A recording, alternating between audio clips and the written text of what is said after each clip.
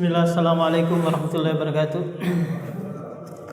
Alhamdulillah, salatu wassalamu ala rasulillah wa ala alihi wa sahbihi wa sallama taslima. Pada pertemuan sebelumnya kita telah menyebutkan ahli waris dari kalangan laki-laki dan dari kalangan perempuan. Kita belum membahas tentang bagiannya berapa. Baru secara global tentang siapa-siapa saja yang mendapatkan warisan. Dan itu pun kalau ketemu semua, hanya beberapa orang saja yang akan dapat. Mulai dari yang pertama siapa? Kalangan laki-laki? Suami. Yang kedua Pak? Anak laki-laki. Yang kedua, yang ketiga siapa lagi Pak Wahyu? Ayah atau abun. Yang keempat? Paman sekandung. Berikutnya siapa lagi? Saudara laki-laki sekandung. Saudara laki-laki sebapak. Berikutnya cucu laki-laki. Iya, cucu laki-laki dari anak laki-laki. Yang berikutnya Pak? Saudara laki-laki seibu. Berikutnya Pak? Iya, paman seibu, paman sebapak ya. Berikutnya anak laki-laki. Kemudian berikutnya ini wala. Kalau semuanya ada nih, ada paman, ada saudara, ada anak, ada bapak, ada kakek, kira-kira ada istri, ada suami juga. Siapa yang kira-kira yang dapat di sini? Anak laki-laki saja sama bapak dan suami. Kalau ada suami berarti istri yang meninggalkan. Berarti nanti saudara nggak dapat sama sekali. Saudaranya si mayit tentunya. Kemudian pamannya si mayit juga nggak dapat. Ini 15. Kemudian yang wanita atau akhwat itu ada 11. Yang pertama Pak Wahyu? Istri. Tentunya istri ini yang masih ada hubungan ikatan tak kala si mayit meninggal. Adapun mantan istri nanti nggak dapat Pak ya. Namanya mantan istri. Jangan pula disiasati. Saya sudah mau sekarat ini, saya ceraikan aja istri saya. Ini hilang, nggak boleh. Tetap dia nanti dapat. Karena dia sudah siasati lebih dulu kan. Saya kayaknya diponis dokter 1 jam lagi meninggal dunia, diceraikan istrinya, saya talak kamu, biar dia nggak dapat 1/8 atau 1/4 dari harta suaminya. Nggak boleh. Jangan pula si istri menuntut padahal sudah lama perceraiannya, meskipun belum diputus oleh pengadilan agama, tetap dia sudah pisah secara syar'i. Yang kedua Pak siapa? Ibu. Yang ketiga anak perempuan. Yang keempat saudari perempuan sekandung. Yang kelima saudara perempuan sebapak. Yang keenam saudara seibu. Berikutnya ada nenek. Nenek ini dari jalur bapak, dari jalur ibu, dan dari jalur bapaknya bapak. Buyut ya. Bapaknya bapak punya lagi ini ibu, namanya buyut. Yang terakhir adalah wala, budak wanita yang sudah dimerdekakan. Ini yang penting juga kita pelajari, yaitu rukun, syarat, sebab, dan mawani. Kenapa Pak? Karena nanti ada anak yang dia bapaknya orang kaya raya. Dia nggak sabar ya, dia bunuh saja bapaknya, biar warisannya turun ke dia. Maka si anak ini nggak dapat sama sekali. Kenapa? Karena dia melakukan hal yang menghalangi dia mendapatkan warisan, yaitu apa? Membunuh. Ini perlu kita pelajari. Semuanya ini ada 3 Pak. 3 rukun, 3 syarat, 3 sebab, dan 3 penghalang. Baca Pak Wahyu rukunnya dulu.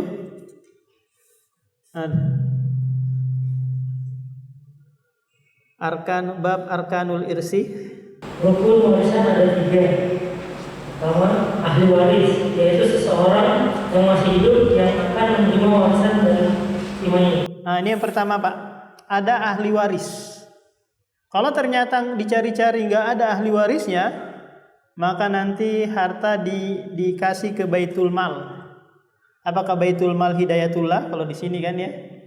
Atau Baitul Mal yang ada yang nanti dimanfaatkan untuk kemaslahatan kaum muslimin. Ini kalau nggak ada ahli warisnya. Dicari, ini orang ini nggak ada keluarganya, nggak tahu mana keluarganya. Dicari-cari keliling nggak ada, ya sudah maka hartanya diserahkan ke Baitul Mal. Nah, yang kedua terus. Kedua, si mayit adalah seseorang yang akan diwariskan harta. Nah, ini si mayit. Si mayit ini harus jelas, benar nggak dia mati nih? Jangan-jangan baru dugaan saja, baru kemungkinan dia mati nih, sudah diwarisi aja hartanya. Enggak, harus jelas kematiannya. Yang ketiga, 3, harta warisan, harta yang dimiliki si mayit semasa hidupnya, bukan harta pinjaman, bukan pula harta titipan yang dia jaga. Nah nih, harta yang dia miliki, harta si mayit yang dia miliki, bukan harta titipan, bukan pula harta yang belum diwarisi, belum dibagi, atau harta-harta yang lain yang itu bukan miliknya, atau itu harta istrinya yang dia pegang. Banyak nih Pak suami-suami yang dia nebeng ke istrinya yang janda kaya raya, padahal itu bukan hartanya, dia nebeng saja. Harta istrinya. Nah, ini 3. Adanya ahli waris, adanya si mayit, dan adanya harta. Kalau yang ada hanyalah utang, maka nanti tidak diwarisi utang tersebut. Paham? Si mayit ini punya utang banyak, maka nanti si anak dan ahli waris ini tidak ada kewajiban membayarkan utang bapaknya. Paham? Allah taziru waziratu wizra ukhra. Seorang itu tidak mengambil beban dosa orang lain dan beban tanggungan orang lain. Paham? Meskipun itu bapaknya atau ibunya. Kecuali inisiatif. Ayo kita kumpulin aja, kasihan ayah kita atau bapak kita terhalang masuk surga karena utangnya, kita bayarkan aja, sedekah. Nah, hitungannya sedekah, bukan kewajiban. Nah, ada yang mau ditanyakan Pak dari ketiga rukun ini harus ada ini Pak ya, sebagaimana sholat, rukun sholat, al-fatihah, sujud, ruku dan yang lainnya harus ada. Kalau nggak ada maka tidak terjadi pewarisan. Pak. Salam.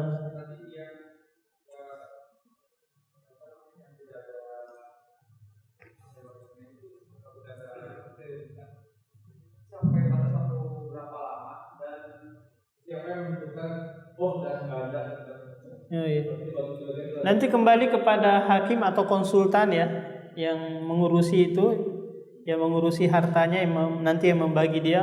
Ternyata dicari-cari sudah nggak ada, maka nanti diserahkan.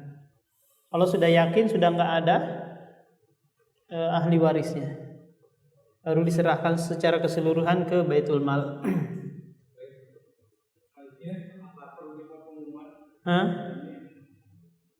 Iya bisa, apalagi di zaman kita medsos ya, canggih sekarang, bisa diumumkan di FB mungkin atau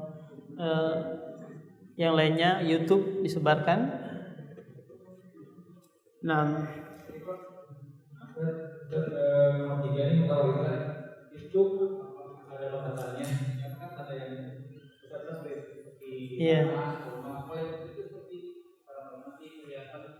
Iya, semua yang berupa harta, apakah itu berupa tanah, mobil, rumah, uang yang bernilai. Paham? Bernilai. Kalau sekiranya lautan yang dia miliki bernilai, contohnya ada hartanya dia berupa laut, pinggir laut yang kalau direklamasi banyak nilainya, itu pun nanti dia diwarisi, dibagi.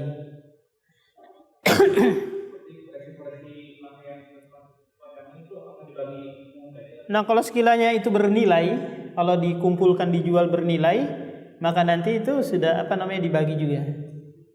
Nah, kalau sekiranya ahli warisnya sudah ini kayaknya nggak seberapa juga harganya, mereka sepakat untuk mensedekahkan saja atau ke panti asuhan gitu atau pondok pesantren, nah silakan. Tapi ahli waris ini ngumpul dulu, ya kan, jangan ada satu saya nggak setuju, karena dia memiliki hak di situ kan. Nah, ngumpul dulu ahli waris, apakah baju, celana, padahal kalau dijual rombengan atau dijual cakar gitu jadi laku harganya, ada harganya. Kita lanjut yang bab yang kedua, syurutul irsi. Baca Pak. Syarat adalah sesuatu yang mengharuskan adanya sesuatu dengan keberadaannya. Seperti adanya sholat kalau adanya wudhu, diterimanya ibadah, syaratnya ikhlas. Syarat mau menerima warisan harus terpenuhi syarat di bawah itu. Jadi kalau kita mau menerima seorang karyawan, kita memberikan syarat-syarat kan ya. Jika syarat itu terpenuhi, maka dia berhak mendapatkan nanti apa yang kita janjikan.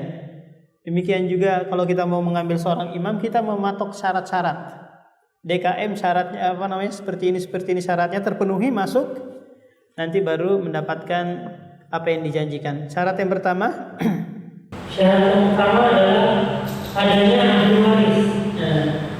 Yang kedua jelasnya wafatnya si mayit. Ya, ini syarat yang terpenting. Si mayit ini harus jelas kematiannya. Jangan baru sekarat, baru diopname gitu sudah dibagi warisannya di belakang.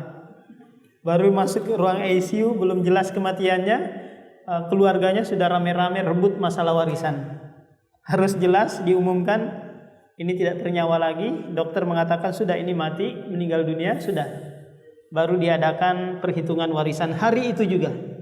Jangan nunggu lama-lama, hari itu juga langsung dibagi. Yang ketiga, diketahui dari sisi pewarisnya, apakah dari pernikahan, kerabat, ataukah dari wala. Nah ini banyak ini Pak, ngaku-ngaku nanti, saya ini anak angkatnya. Padahal ini nggak ada hubungan. Kamu dari mana? Siapa? Nggak ada urusan kamu anak angkat. Paham? Kamu hanya anak angkat, tapi dari sisi pewarisan nggak ada. Kamu bukan keluarga, bukan pula pernikahan, bukan pula wala. Anak angkat apalagi pembantu atau tetangga datang gitu ngaku-ngaku saya yang berhak mendapatkan warisannya, dia enggak. Harus diketahui sisi pewarisan. Sisi pewarisan itu nanti ada 3, pernikahan, kemudian nasab, ada hubungan kekeluargaan, yang ketiga ada wala. Nah, sekarang babu asbabil irsi, sebab-sebab pewarisan. Terus baca. Sebab adalah sesuatu yang mengantarkan kepada keinginan, seperti ingin punya anak, maka sebabnya adalah nikah. Ingin masuk surga, sebabnya adalah amal soleh. Ingin mendapatkan warisan dari si mayit, maka harus ada sebab dari salah satu dari 3 sebab yang telah disepakati. Nah, yang pertama, pernikahan dengan akad yang sah. Meskipun belum sempat melihatnya, tinggal bersama ataupun melakukan jima, maka suami mewarisi harta istri dan sebaliknya. Istri mewarisi harta suami kalau pernikahannya tanpa wali, maka dianggap tidak sah dan tidak saling mewarisi. Demikian juga kalau dia menikahi saudara sepersepuan. Ya, ini sebab pernikahan Pak, harus pernikahan yang sah dan dia hadiri oleh wali. Kemarin ada salah satu ikhwan saya suruh nikah kembali lagi. Padahal sudah punya 3 anak Pak, nikah 6 tahun yang lalu. Nikah 6 tahun yang lalu. Saya tanya, kamu nikahnya pakai wali enggak? Enggak ada walinya. Pakai wali hakim enggak? Maksudnya wali dari KUA. Dia tanya lagi kembali orang tuanya menikahkan, ternyata penghulu saja. Bukan dari apa? Bukan dari KUA. Sehingga saya nikah lagi kembali. Itu tidak sah. Selama 6 tahun kamu menikah itu dianggap perzinaan dan anak kamu itu nanti tidak dinasabkan kepada Anda. Nah, saya tanya ustadz yang menyarankan dulu nikah, ternyata ustadz tersebut adalah menyarankan nikah sama wali hakim. Ternyata dia nikah sama penghulu kampung. Waduh. Akhirnya apa? Selesai. Ini masalah ini. Suruh nikah lagi kembali ke KUA, baru dianggap resmi. Yang sebelum-sebelumnya dianggap hubungan kumpul kebo. Ini pentingnya Pak, kita menikahi wanita dengan wali. La nikaha illa biwali. Tidak ada pernikahan kecuali dengan wali. Kalau wali orang tuanya, bapaknya si perempuan ini nggak merestui dengan sebab mungkin karena anaknya dianggap murtad, karena dia keluar dari LDI mungkin, maka nanti beralih kewalian tersebut ke KUA, ke pemerintah. Al waliyu liman la waliyalahu.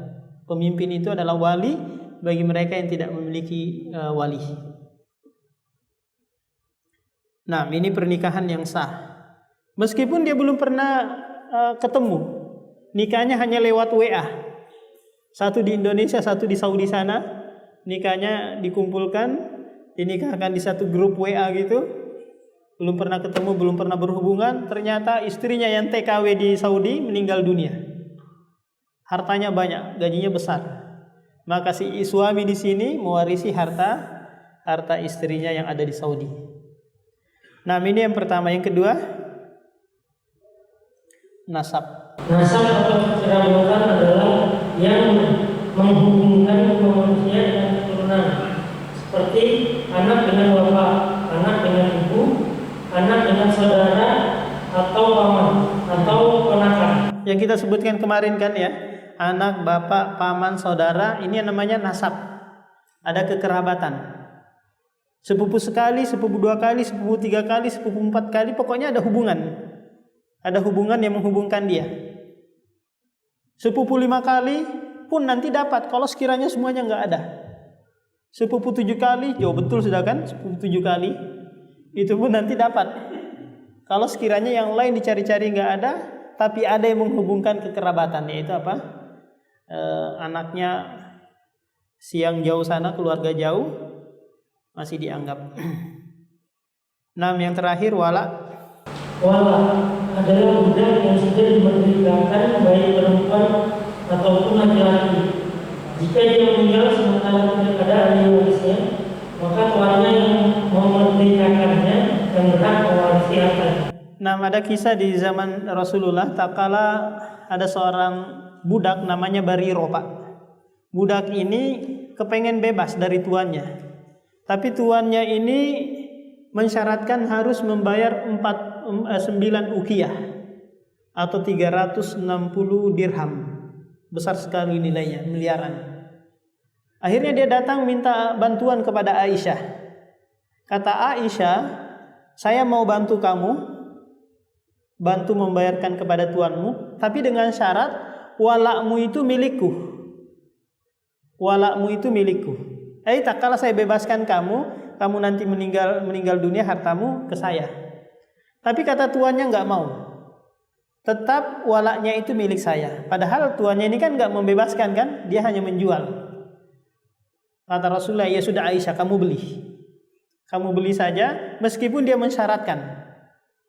Nah, di sini para ulama membuat suatu kaidah, boleh seseorang itu bertransaksi yang di situ ada nilai keharamannya, tapi dengan satu syarat, dia tidak merestuinya, dia merasa butuh dengan transaksi tersebut, maka ini tidak mengapa.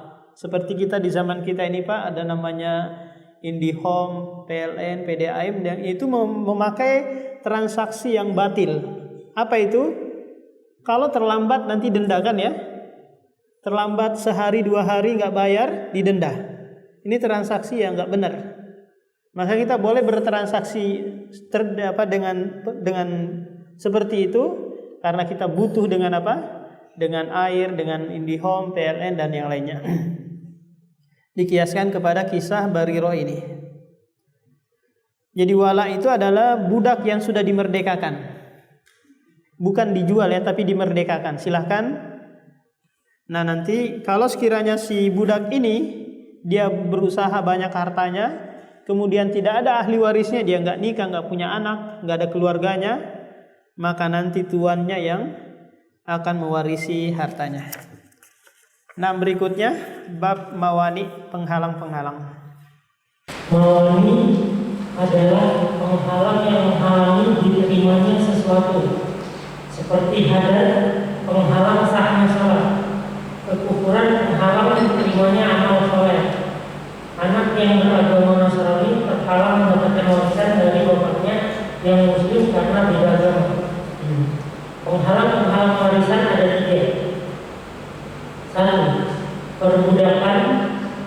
Tentunya budak dari tawanan hasil perang dari kaum kufar, maka budak tidak mewarisi harta dari tuannya karena seluruh hartanya adalah milik tuannya. Nah, ini yang pertama. Jadi budak itu tidak mewarisi nanti harta kepada tuannya karena harta budak tersebut milik tuannya semuanya. Tentunya ini budak dari hasil peperangan ya. Akala nanti di akhir zaman perang kaum muslimin dengan Yahudi atau Nasara menang, kemudian tawanannya nanti dijadikan budak. Dan yang kedua, pembunuhan yang disengaja. Jika si anak membunuh bapaknya karena ingin mewarisi hartanya, maka dia diharamkan atas. Nah nih, si anak yang gak beres ini membunuh bapaknya atau membunuh ibunya biar cepat dapat warisan. Maka si anak ini terhalangi karena dia manista ajala qabla awanihi uqiba bihirmanihi. Siapa yang terburu-buru kepengen sesuatu padahal belum waktunya, maka dia dihalangi mendapatkan apa yang dia diinginkan. Nah, sebaliknya coba kita balik, yaitu seorang bapak membunuh anaknya karena anaknya ini kaya raya, punya perusahaan, punya usaha besar. Si bapak ini kepengen mengambil warisan dari anaknya, dia bunuh anaknya, dia racuni atau apalah, tapi dia bunuh dengan sengaja. Maka si bapak nanti nggak dapat warisan dari anaknya. Dan yang ketiga, perbedaan agama antara Islam dengan agama non-Muslim, apakah Yahudi, Nasrani, Majusi, Musyrik dan lain-lain. Nah, ini beda agama. Seorang Kristen nggak boleh mewarisi hartanya ke Muslim, Muslim sebaliknya nggak boleh mewarisi hartanya ke Majusi, Yahudi dan yang lainnya. Meskipun dia ada hubungan kekerabatan, anak dengan bapak mungkin atau ibu dengan anak yang beda agama, dan ini tidak saling mewarisi.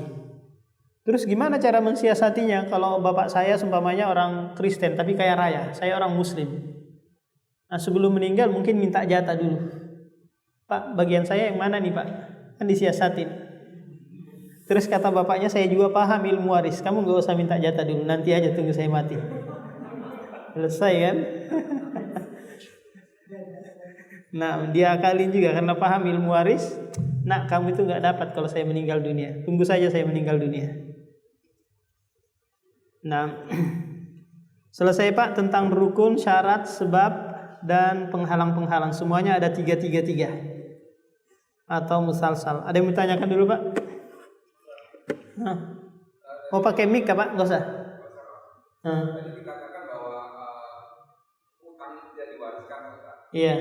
Artinya kalau kita punya tagihan sama si yang meninggal itu dianggap sudah lunas ya Pak? Tagihan umpamanya ada KPR gitu.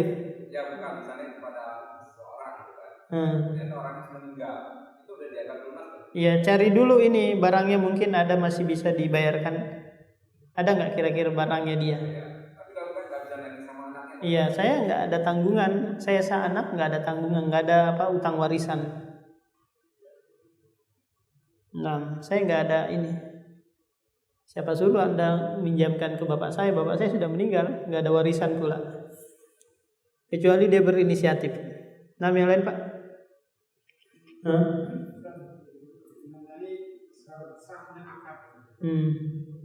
Pernikahan itu kalau misalnya pernikahan online, apakah memang akad pernikahan ini sama seperti akad jual beli? Iya. Bisa online, jadi dia nggak harus ijab kabul. Ijab kabul. Bagaimana dengan mahar? Mahar ini tidak diserahkan ya, makanya Iya. kalau kita dengan wanita Arab ya, kemudian maharnya ada di sini. Iya. Bisa dipaketkin. Jadi nikah online sebagaimana kita boleh transaksi dengan jual beli dengan online, maka boleh juga nikah online. ya nikah online. Kita lihat barangnya cocok, kita lihat akhwatnya cocok, lihat langsung video call gitu kita lihat, tapi jangan ini ya, gambar atau foto atau video, kadang disetting kan, kita lihat langsung, kita cocok, kemudian ada juga walinya yang mengatakan saya nikahkan kamu dengan putri saya, meskipun si penghulu nggak ada, si wali sudah ada dan ada 2 orang saksi, ya sudah jadi, disatukan di grup WhatsApp mungkin gitu. Maharnya kapan diserahkannya? Maharnya yang penting jelas ada dulu. Apakah itu nanti bayarnya nyicil atau bayarnya nanti 2 tahun ke depan, nggak apa-apa. Atau maharnya dikirim, ditransfer, nggak masalah. Yang penting persetujuan dari si mempelai wanita. Karena mahar ini hak si mempelai wanita, dia yang menentukan, bukan bapaknya. Kalau di Saudi atau di Yaman itu Pak, si wali perempuan mensyaratkan, anak saya kalau kamu menikahi kamu harus ada rumah, ada mobil, ada perabotan dan yang lainnya, biar anak saya nggak susah. Ya kan, masa dia senang-senang sama saya kamu ajak susah-susah. Nah gitu mensyaratkan. Sehingga apa? Banyak orang-orang tua yang baru menikahi gadis-gadis karena capek ngumpulin uang. Apalagi di Saudi, maharnya sampai, bukan mahar Pak ya, kalau istilahnya orang Bugis papenre. Jujuran ya, papenre. Bukan mahar. Kalau mahar itu nanti si istri yang menentukan calon istri. Apakah seperangkat alat sholat ataukah cincin 2 gram? Karena nanti mahar itu Pak, yang ada kaitannya nanti dengan khulu. Tak kalah si istri minta cerai kepada suaminya, mas saya minta cerai, maka nanti syaratnya si istri ini menyerahkan itu menyerahkan mahar. Apakah seperangkat alat sholat ataukah emas 2 gram ataukah yang lain, itu dia serahkan, barulah dianggap sah khulu. Paham? Ini kalau si istri yang minta cerai. Kalau suami yang menceraikan istri namanya talak. Kalau ini dari pihak apa? Suami ke istri. Istri ke suami namanya khulu. Khulu nanti tidak ada masa iddahnya. Paham? Tidak ada masa iddahnya. Kalau talak ada masa iddahnya 4 bulan 10 hari, 3 bulan, 3 kali kuru, hamil dan yang lainnya. Ada yang lain Pak? Nah, kalau tidak ada kita langsung masuk ke ini. Bagian jatah-jatah ahli waris. Nah, ganti-gantian mungkin siapa lagi yang baca? Ini babu al-furudi al-muqaddarah. Terus Pak, fardu.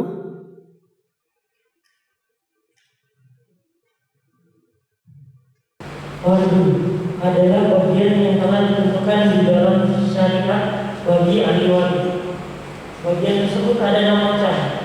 1 bagian, setengah bagian, 1/2, setengah bagian, 1/2, 1/4, 1/4, 1/3, 1/6, 2/3, dan 1/8. Nah, ini yang di fardu. Fardu itu yang ditentukan oleh Allah. Faridotam minallah. Ini adalah bagian ketentuan dari Allah, nggak boleh diganggu-gugat. Disebutkan dalam surah An-Nisa ayat 13. Faridotam minallah. Ini adalah ketentuan dan kewajiban dari Allah. Nggak boleh diganggu-gugat Pak. Allah sudah yang mengaturnya. Dan barang siapa yang melanggar ketentuan ini, neraka jahanam tempatnya. Mau ayo sudah kita bagi rata aja sudah. Ini sudah ini. Padahal ada perpernya, tapi dia menghukumi langsung sudah. Kasihan saudara perempuan kita, bagi rata aja. Ini melanggar aturan Allah. Ini neraka jahanam tempatnya. Itu disebutkan sendiri oleh Allah dalam surah An-Nisa dari ayat 7 sampai ayat 13. Nah, ini yang ada bagian-bagian tertentu. Yang kedua, adapun ta'sib. Ta'sib itu sisa. Kita kasih gambaran seperti ini Pak. Ada seorang suami meninggal, ada ahli warisnya istri, zaujah. Kemudian ahli warisnya lagi bintun, anak perempuan. Kemudian ada ahli warisnya lagi akhun, saudara laki-laki. Nah, istri jika ada anak si mayit, apakah anak bawaan ataukah anak hasil pernikahan mereka berdua, maka nanti si istri dapat 1/8. Ini ketentuan dari Allah. Si bintun ini, anak perempuan ini dapat setengah, 1/2 jika dia sendirian. Nah, si akhun ini dia dapat sisa. Jadi sistem pembagian dalam ilmu waris dengan 2 cara ini. Ada 1/2, 1/8 atau dapat sisa. Sisa ini boleh sedikit, boleh banyak. Tampak? Nah, kalau berkumpul seperti ini, bagaimana cara pembagiannya? Maka dicari KPK-nya dulu. 8 dan 2 KPK-nya adalah 8. 8 bagi 8, 1. 4. Kemudian 3. Sisanya 3. Nanti ada cara perhitungannya ini. Yang kita akan jelaskan adalah bahwa pembagian dalam Islam, dalam warisan itu ada yang per, ada pula yang sisa. Sisa ini nggak jelas berapanya. Pokoknya ada sisa dari ini baru dia dapat. Kalau nggak ada juga nggak dapat. Nah, sisa. Nah, kita masih ada waktu, Pak.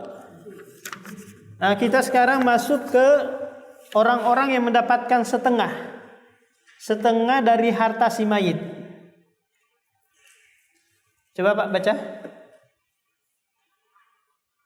Ahli waris yang mendapatkan setengah dari harta si mayit ada 5 orang dengan syarat-syarat. Yang pertama, suami. Syaratnya tidak ada anak si mayit. Nah, tidak ada anak si mayit. Contoh gambarannya seperti ini. Ada istri kaya raya. Dia meninggal, ahli warisnya itu zaujun, suami. Zaujun. Kemudian ada ahli waris yang lain. Contohnya ukhtun. Ukhtun syakikoh, saudara perempuan sekandung. Saudara perempuan sekandung dari si istri. Maka si suami di sini dapat 1/2. Paham? Kenapa? Karena si istri nggak ada anaknya.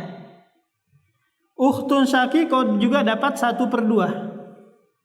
Maka nanti KPK-nya 2, 1. Paham? Habis harta. Setengah bagi saudara, setengah lagi bagi suami.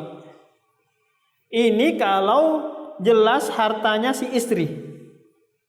Si istri ini seorang pengusaha kaya, tidak bercampur antara harta istri dengan suami, maka harta yang jelas itulah yang akan diwarisi.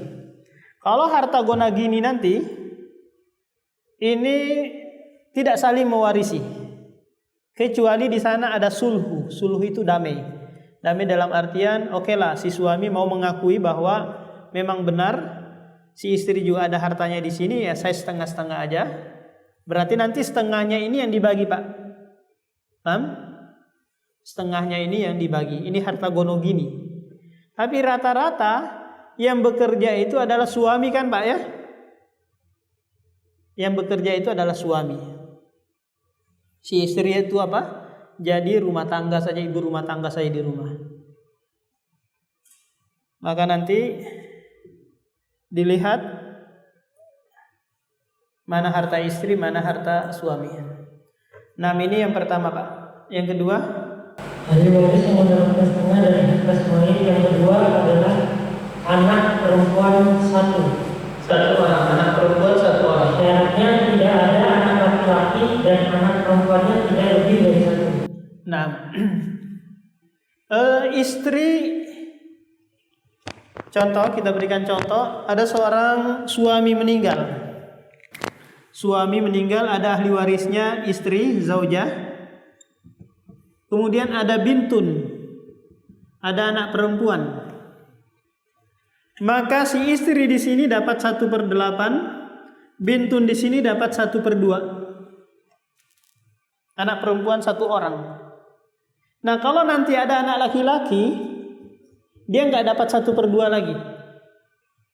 Paham Pak? Tapi dia dapat sisa. Berdua ini dapat sisa. Ini syaratnya si bintun ini dapat 1/2 kalau tidak ada anak yang lain. Gimana kalau sekiranya anak tiri, Ustaz? Anak tiri. Dalam artian si suami bawa anak, si istri bawa anak. Paham? Nah, maka yang dilihat nanti adalah anak kandung saja. Kalau anak tiri nanti nggak dianggap. Paham? Contohnya suami bawa anak, istri bawa anak. Janda dan duda nikah. Si suami meninggal, maka yang dilihat anaknya suami. Paham? Bukan anaknya istri. Iya, walaupun laki-laki. Maka anaknya istri yang bawaan tadi ini nggak dianggap. Paham? Nggak dianggap sama sekali. Dia orang lain. Dia orang lain. Nah, ini yang kedua. Yang ketiga? Yang ketiga, satu cucu perempuan dari anak laki-laki. Syaratnya yang pertama tidak ada anak Ismail. Yang kedua tidak ada cucu laki-laki dari anak laki-laki. Yang ketiga cucunya tidak lebih dari 1. Nah, sekarang yang berikutnya cucu perempuan dari anak laki-laki. Namanya bintul ibn. Bintul ibn. Cucu perempuan bintul ibn. Cucu perempuan dari anak laki-laki. Kalau cucu perempuan dari anak perempuan nggak dapat. Paham Pak? Karena dia dihubungkan oleh perempuan. Contoh di sini siapa yang punya anak perempuan di sini? Ada? Nah, punya anak perempuan Pak ya? Sudah nikah? Belum. Siapa yang punya anak perempuan? Bapak ya? Bapak namanya siapa? Nah, punya anak perempuan. Sudah punya anak juga belum? Oh, belum. Coba cari yang sudah punya anak. Nah, Bapak. Anak perempuan, cucunya 2. Laki-laki semua. Contohnya di sini Bapak ya, taruhlah Bapak meninggal dunia. Istrinya berapa? 1. Oh, 1 ya. Zaujah. Anaknya bintun. Ya, anaknya bintun. 1 anak perempuan saja. Enggak, yang anaknya. Oh ya, kita anggap dulu yang enggak ada laki-lakinya, kita ini. Terus yang si bintun ini punya anak enggak Pak dia? Punya 2 laki-laki. Laki-laki. Namanya Ibnul Bint. Ibnul Binti. Nah, jika si ini meninggal, Pak, ini meninggal, ya kan? Terus bapak meninggal, maka si ini nanti enggak ada ini kan turun ke sini kan ya? Maka si ini nanti, Pak, dia enggak dapat. Kenapa? Karena dia dihubungkan perempuan. Dia enggak dapat harta dari kakeknya, si bapak tadi kan? Dia enggak dapat. Kenapa? Karena dia dihubungkan oleh perempuan. Kalau dihubungkan oleh anak laki-laki, contohnya bintul ibn. Cucu perempuan dari anak laki-laki dapat. Dapat dari apa? Dari kakeknya. Kenapa? Karena dihubungkan oleh anak laki-laki. Nah, seperti itu. Jadi bintul ibn ini dapat warisan dari kakeknya atau dari neneknya. Kalau yang menghubungkannya itu anak laki-laki. Kalau anak perempuan enggak. Sudah masuk ya Pak? Nah, kita ini aja dulu tanya jawab saja dulu. Ada yang mau ditanyakan? Dari yang ketiga ini, suami, anak perempuan, cucu perempuan dari anak laki-laki. Silakan Pak.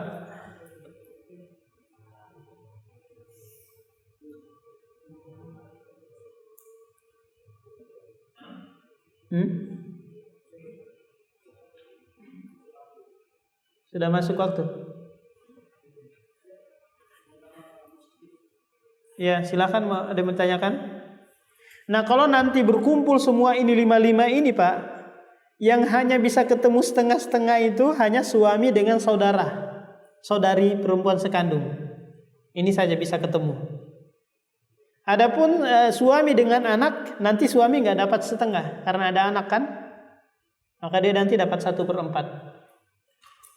Jadi kalau kelima-limanya ini ketemu, maka yang bisa dapat setengah-setengah hanyalah suami dan saudari perempuan sekandung, sebagaimana contoh yang kita buat tadi. Nah, insyaallah kita lanjutkan lagi pada pertemuan berikutnya. Subhanakallahumma wa bihamdika, asyhadu an la ilaha illa anta, astaghfiruka wa atubu ilaik.